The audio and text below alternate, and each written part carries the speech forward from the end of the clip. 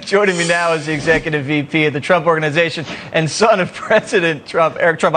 Every time I hear him call himself Joe Biden's husband, it makes me laugh. So I just funny off the top to hear these guys talk about accepting responsibility. I think the entire first term Barack Obama had, it was Bush's fault.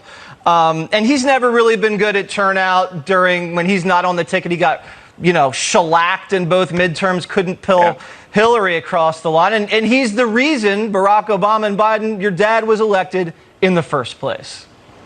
You're right, Jesse. Everything was Bush's fault. But yet, when my father had the greatest economy that the world has ever seen, it was obviously because of the doing of Barack Obama and Biden. And, how daring he is to come out of his basement and have an interview with his buddy sitting on a couch. I mean, it's actually amazing, right? I mean, this week you had Joe Biden call Arizona City. He goes, it's wonderful to be with you wonderful people from the great city of Arizona. I mean, this guy it's unbelievable. He won't take questions. He won't answer questions. He's certainly not sitting down with interviews with, the likes of Chris Wallace, right? No. Look at my father and what he does every single day.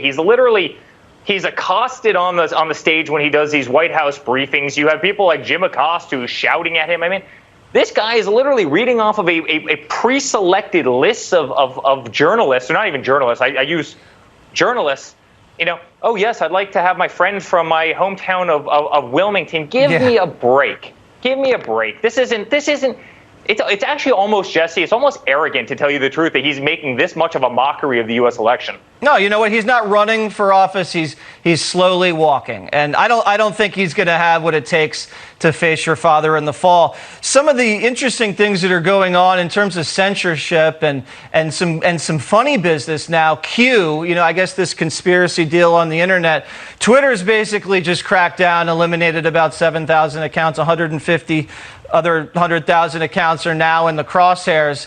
Do you think that this is an attempt to kind of interfere in an election? Because, Q can do some crazy stuff with the pizza stuff and the Wayfair stuff, but they've also uncovered a lot of great stuff when it comes to Epstein and it comes to the deep state.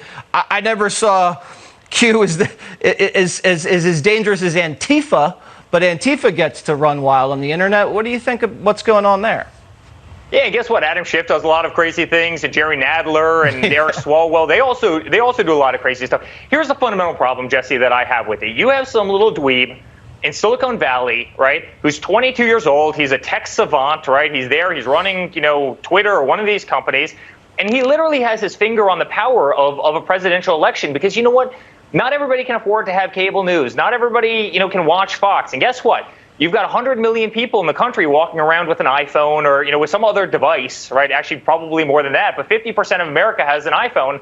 And every single time they pop on that, either to Twitter or to their Apple News, they're literally spoon-fed a message that's curated out of Silicon Valley by somebody who is radical left. And that shouldn't be the case. That's not what these companies are about. I mean, just look at the Washington Post. It's another great example, right? Jeff Bezos owns it.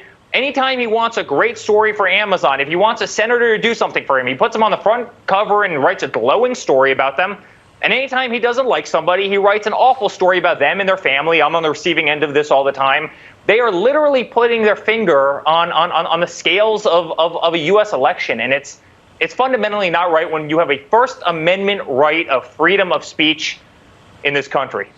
And for those of you that Eric referenced that can't afford Fox News, Eric said he's going to pay for everyone's cable so they can watch him on Water's World. You mentioned the Washington Post. We talked about social media. The things that they're throwing at the president in terms of the Russia hoax, the Chinese virus, the rioting, the censorship, the 100% mainstream media antagonism against your dad. Impeachment, every single time they've thrown the kitchen sink at him, you think he's down and then he comes back up and wins. Are people sleeping on him again? You look at the polls, he's down. People say, I don't know if he can do it again, but he always does. Is this going to be consistent? First of all, he's not down. You look at these polls and they're, oversampling Democrats by 12%, 13%. Right. They did the exact same thing in 2016, right? They do it as a way actually to squash fundraising. I'm going to say it on your show right now. We're going to win this thing, Jesse. Let me go on the record right now. My father is going to win this thing in 2 days or 103 days. But these are the games that that they absolutely play. This is this is our playbook. We saw this in 2016, and Russia didn't work, and Ukraine didn't work, and what they tried to do to Kavanaugh didn't work. And by the way, I'm shocked, Jesse. It's been like 3 weeks, and they haven't had some salacious scandal. Maybe the Democrats are getting tired, or maybe they're sick of losing.